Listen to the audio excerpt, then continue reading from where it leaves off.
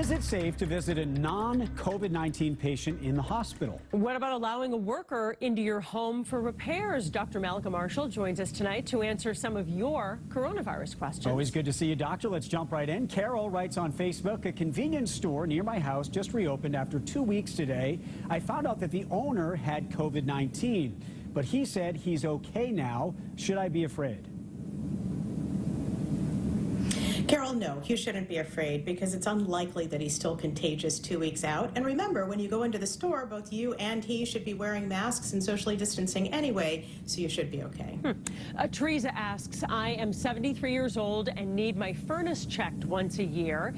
Is it safe to let him in through my cellar and out the same way? They say that they do wear masks. So ideally, you could step out of the home while the technician is inside. If you do have to go down to the cellar to speak to them, you should be wearing a mask. He should be wearing a mask. And then once he leaves, or she, you can wipe off any common areas like doorknobs, for example, and disinfect them. People do have to have repairs done. Camille on Facebook writes, I'm 72 and in very good health.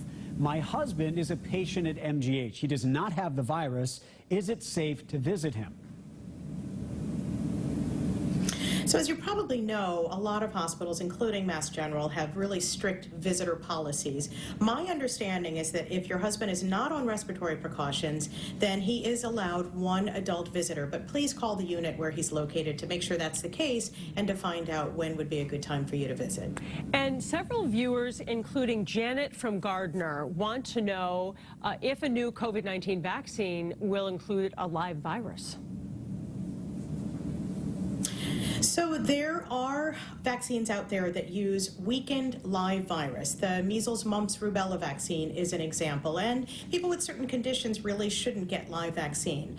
Most of the COVID-19 vaccines that are in development actually use a piece of the virus, so it might just use a protein or a small piece of genetic material, so it's not a live virus, which means it may not be as robust in boosting the immune system, but more people are going to be able to get it. And a key issue, Mallika, when a vaccine is available to the public is whether or not people feel safe taking it.